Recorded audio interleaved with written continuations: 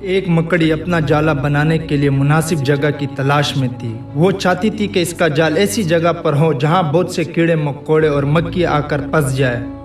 اس طرح وہ اپنی زندگی کھانا پینا اور آرام سے گزارنا چاہتی تھی۔ اسے ایک گھر کے ایک کمرے کا کونا پسند آیا اور وہاں جال بنانے کی تیاری کرنے لگی۔ ابھی وہ جال بننے ہی لگی تھی کہ ایک بلی اسے دیکھ کر زور زور سے ہنسنے لگی۔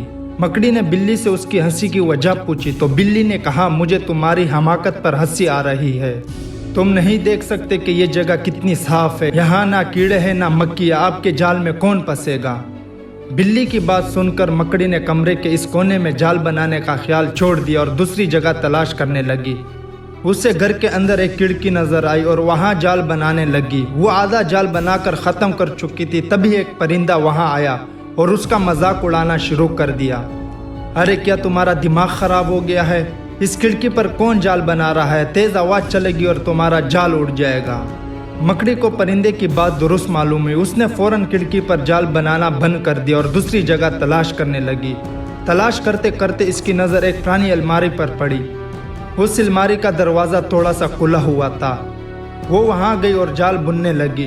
اس وقت ایک کاکروچ وہاں آیا اور اسے سمجھاتے ہوئے کہنے لگا، اس جگہ جال بنانا فضول ہے، یہ الماری بہت پرانی ہے، یہ چند دنوں میں فروخت ہو جائے گی، تمہاری ساری محنت بیکار چلی جائے گی۔ مکڑی نے کاکروچ کا مشورہ مان لیا اور الماری میں جال بنانا بند کر دیا اور دوسری جگہ تلاش کرنے لگی۔ لیکن اس سب کے درمیان پورا دن گزر گیا تھا۔ وہ تھک چکی تھی اور بھوک اور پیاس کی وجہ سے اس کے حالات خراب ہو چکے تھے۔ اب اس میں جال بنانے کی ہمت نہیں تھی۔ تک ہار کر وہ ایک جگہ بیٹھ گئی۔ وہاں ایک چونٹی بھی بیٹھی تھی۔ تکی ہوئی مکڑی کو دیکھ کر چونٹی نے کہا، آپ جال بنانا شروع کر دیتے ہیں اور دوسری کی باتوں میں آ کر اسے ادھورا چھوڑ دیتے ہیں۔ جو دوسروں کی باتوں میں آتا ہے اس کا بھی وہی حال ہوتا ہے جو آپ کا ہوا ہے۔ چونٹی کی بات سن کر مکڑی کو اپنی غلطی کا احساس ہوا اور وہ توبہ کرنے لگی۔ اس کہانی سے ہمیں کیا سیکھنے کو ملتا ہے؟ اکثر ایسا ہوتا ہے کہ ہم کوئی نیا کام شروع کرتے ہیں اور نیگیٹو سوچ کے لوگ آ کر ہماری حوصلہ شکنی کرتے ہیں۔ وہ مستقبل کی پریشانیوں کو گن کر ہماری روح کو توڑنے کی کوشش کرتے ہیں۔ کئی بار ہم اپنے کام اس حالات میں چھوڑ دیتے ہیں جب وہ تکمیل کے قریب ہو، اور بعد میں جب وقت ختم ہو جائے تو پچھتائے رہتے ہیں۔